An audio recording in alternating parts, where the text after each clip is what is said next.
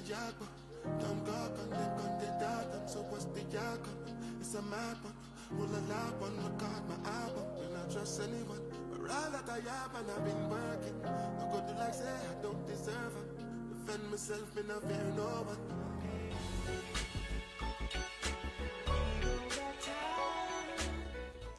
All right, welcome back from that commercial break. The program is still Smash Lens on your number one Smash station, Smash 88.1 FM.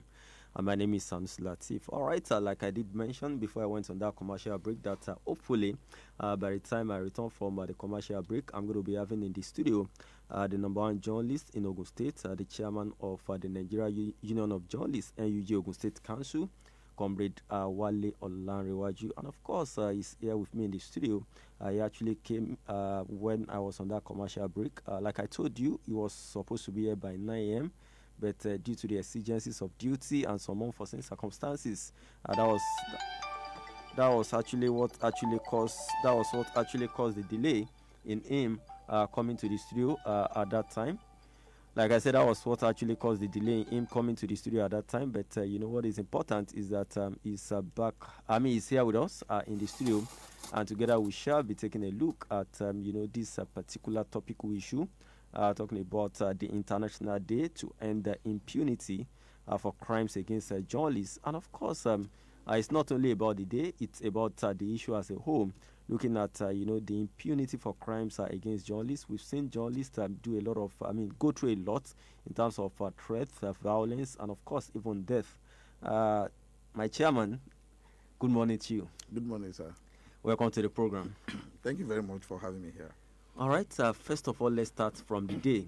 Let's start from the day that we are celebrating. Before we now boil down to, narrow down to the issues itself, looking at what journalists actually go through and the kinds of crimes and impunity against journalists. Let's talk about this day. It was celebrated on Saturday, the 2nd day of November 2024.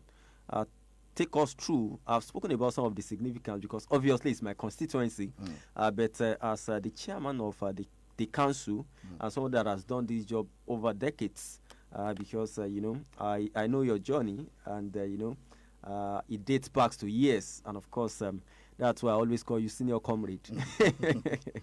So all right, take us through this day, the significance of the International Day to end impunity for crimes against journalists. Well, good morning once again, and I want to thank you for this opportunity to be here. Sorry, to talk on this day. All right. It is actually the day that is meant to end impunity against crime. Impunity against impunity for crimes against journalists. For crimes against journalists.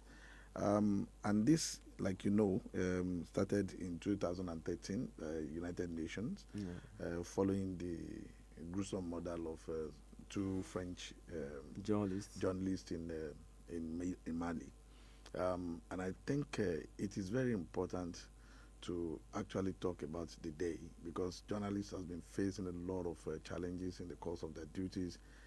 Journalists, instead of being seen as saviors, the way we see doctors, the way we see nurses, the way we see lawyers, the way journalists are being seen is very, very unfortunate.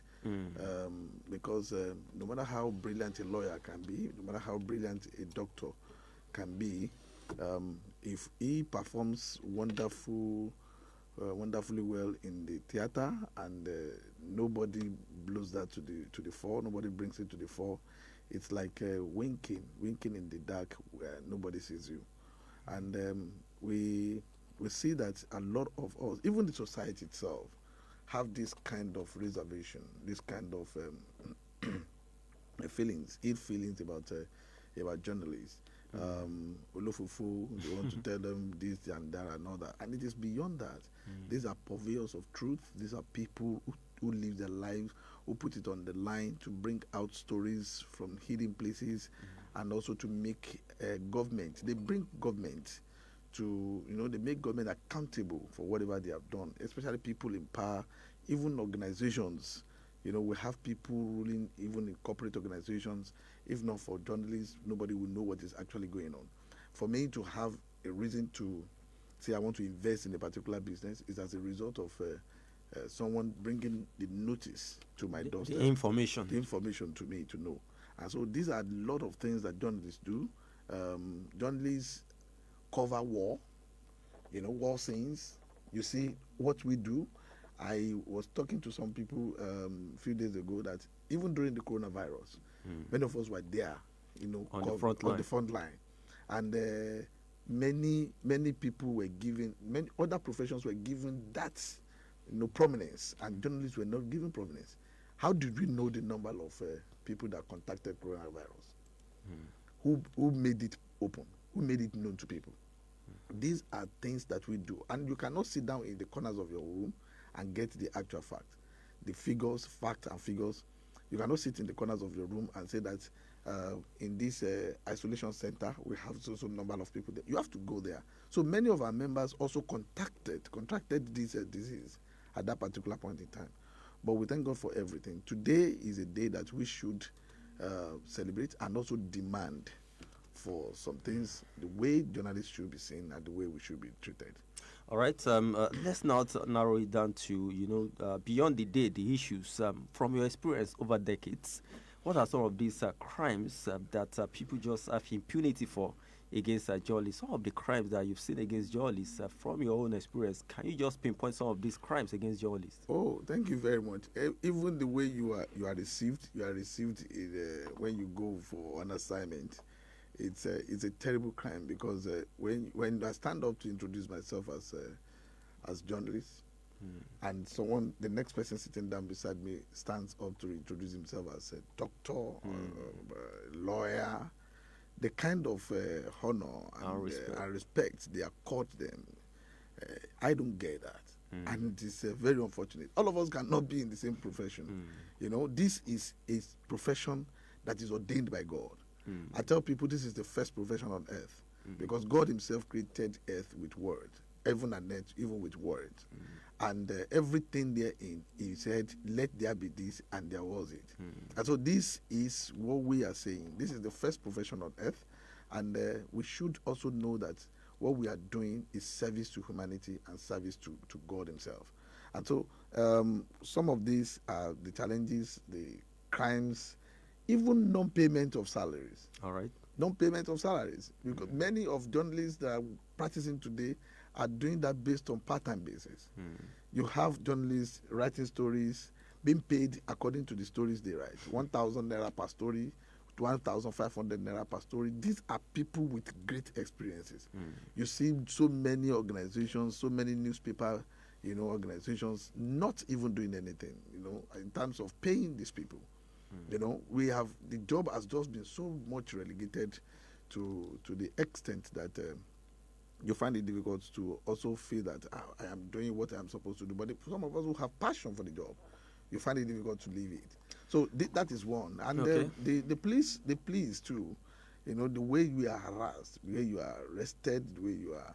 We have an instance of a member of journalists, NUJ Ogun State Council, that was arrested in a commando like. He wrote a story that is perceived to be seen as untrue. Fine, there is media law. We have laws. Media law, cyber law. We have laws that can guide us. You invite these people, you charge them to court. It is not that you ask the police, SFU in Lagos. You arrest them like a kidnap case. Like kidnap case. They just came, they kidnapped them. The guy was just a stone throw away from our own secretariat, the press center. He was in Providence Bank. He transacted, a business there. He came out. He was arrested. From that place, they did not even register their presence at the command. So these are things that we are talking about. It makes you feel very bad. And for the past 6-7 weeks, those guys have been there. You also look at Segun Olatunji. We remember the way he was arrested. Segun Olatunji's case. It was first like a kidnap. That was even more. Is even worse, because the Segun Olatunji case, they went to his house in the middle of the night with over 8 trucks, the halos, You know, to arrest just a man that when you see him, you so tiny, so you know. All right, it's because of our time, Chairman. I hope this is the first time I'm having you on my program, Yeah. and I know by special grace of God, I'll still have you more to discuss topical issues. I'll be very happy. Probably we can still have some other conversation around all of this. So let me quickly ask this. You've spoken about remuneration, that some journalists are not paid and all of that. And at the end of the day, It's a crime. You say it's part of the crime. At the end of the day, you see some journalists that will tell you that I love the job, I have passion for the job, but I can never allow my kids to actually practice the profession. What's your own take about it? At the end of the day, with your experience over the years with all of these crimes that we're talking about, looking at the remuneration, the respect, and all of it, will you sit back as the NUJ chairman of the State Council, and later on in life, when you leave the service, although journalists will never quit, that's what I know, it's a lifelong career, but do you think it's really worth it to actually choose this profession? Yeah, it's a very good profession. It's worth it. Just that the way we are being treated in this country. We have other colleagues in other climes that are doing fantastically well. They are enjoying their the profession, but in this place we are ready to kill the truth. When you don't protect the journalists, you don't protect the truth. You expose when you come out to say this is what is going on, you become the enemy of the state. You become the enemy of big men in the country. And I just feel that why some of us have the feeling that our children must not go there. Some of us still feel that it's also a very good job that the children can also emulate. We have people who are lawyers, couples that are lawyers, and they have their children, who are also lawyers, But I am a journalist. I'm married to another journalist. So far, I have not seen any of my children that is interested in the job. But if they do, will you allow them? I will. But or will you encourage them? I will have loved to encourage them. But the truth is, the atmosphere that we are practicing this profession is not conducive. It's never conducive. I think the government must try to know that if journalists are not protected, then truth cannot ever come out. Government must make sure that they see a lot of reasons to one. Also, there is this cyber stalking law that is becoming a veritable tool in the hands of big men, to harass, to maim, to silence the truth through the journalist. And so I think it should also be subjected. Recently, it was reviewed. It should also be subjected to another review, because it is taking us back to the military era. In democratic setting, you cannot say the truth. In democratic setting, you cannot write about what is happening around you. Let's quickly pick this call. Hello, good morning. Good morning. Yeah, what's your name and where are you calling from? Yeah, I'm Nicholas. Am I clear? Yeah, you are very clear, Mr. Nicholas. Are you with Mr. Wale? Yes. Mr. Wale, good morning. Good morning, sir. I'm actually seated with your good friend, Wale. Okay. Good morning. My brother, we have come to the push has come to show. According to Dr. today, one of the finest journalists in American history, said the aim of the journalist is to comfort the afflicted and to affect the public. It is to say what nobody is saying. It is to push the government on its toes. But take it or leave it, all sectors have bad eggs. And if it is true, imagine the bad eggs in journalism. That means they will intentionally misinform, disinform, sensationalize, and create innuendos. And forget that the Constitution also gives the right to the citizen to also express opinion without inhibition. But most Nigerians don't know that they are also collaborators. And that is why when you see people like Very Dark Man and other Nigerians who are whistleblowers, I think the least we owe them is praise. Because they have gone where nobody wants to go to. They have behaved like Delegiwa, like Dan Agbese, like that, what's the name of that Igbo woman? Anyamu. Chris Anyanwu told the world that although her life was at risk under a military junta, she had a compelling need for Nigerians to know the truth. Like Ada Devo, who was a big woman, but because she wanted Ebola not to enter Nigeria. It's unfortunate we got to this stage that our media got to the level of escalating things like Bobrisky. And minors are being arraigned in Abuja. Please, Sauti, don't tell me I don't have evidence. My sister is in her second decade as a lawyer in Abuja. So when I speak, I have done my research. No problem. Go on. I've not said anything, Mr. Nicholas. And Babangida did not arraign minors. I wonder why the NDA and NUJ are not already on the street in Abuja. Mr. Wale, in this country, while we are speaking grammar, allegation, fabrication, Kenny would have gone to court. Last week, Stanu protested. Now the federal government has released, they have released 25%. And we have to be very grateful. We have to be very thankful.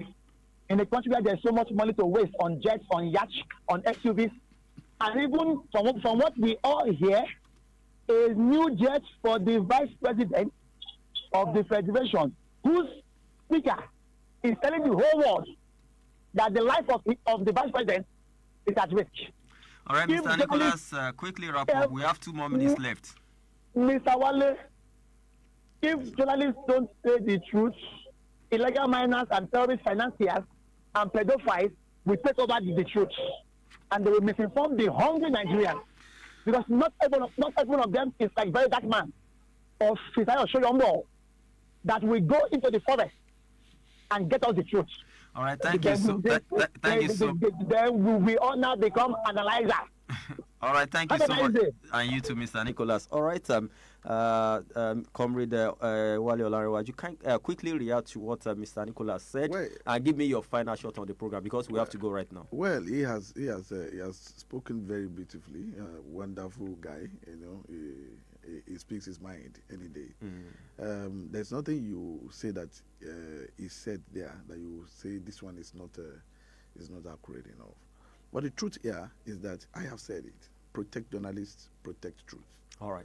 Once we don't do that, it will continue to, in those days you will not have people like very dark man. Exactly. He's not a journalist, he's just a whistleblower. In those days, and I love the way he called him, he said whistleblower. Yes, in those days, journalists will have done this job. They called them investigative journalists. But do we have them again? Because they are not protected. The enabling environment is not there. All right, Mr. So my final shot this morning is just to speak to the power. All right. And I will use the word of Dan Agbese. Okay. To a veteran journalist to end it all. He said, "Power is a transcendent tangible. No man ever born of woman holds onto it forever. It is either he relinquishes it to its successor or he gives it up to the ultimate leveler. So if we remember this, we will do the right thing at every particular point in time we find ourselves in the power." All right, thank you so much, my chairman, Comrade Wale Olarewaju. Definitely, I have to bring you back to the studio. I don't know if it's going to be next week or upper week or what have you, but I trust me, you just have to come back so that we can spend the whole 1 hour dissecting issues around journalism and, of course, speaking the truth. Thank you so much once again. Against all odds, you're a very busy person. Thank you. Today is a busy day for you, yeah. But despite all the challenges and the delays, you still made it to the studio. Thank you so much. Thank you very much, my brother. All right, that's the size of the program this morning. Smash Lane returns tomorrow with a fresh edition with Raf Ednison. My name is Sanus Latif. Enjoy the rest of your day and bye for now. Smash 88.1 FM. Feel it. Feel good. In a world where power meets precision, Techno presents the Spark 30 series, inspired by Optimus Prime.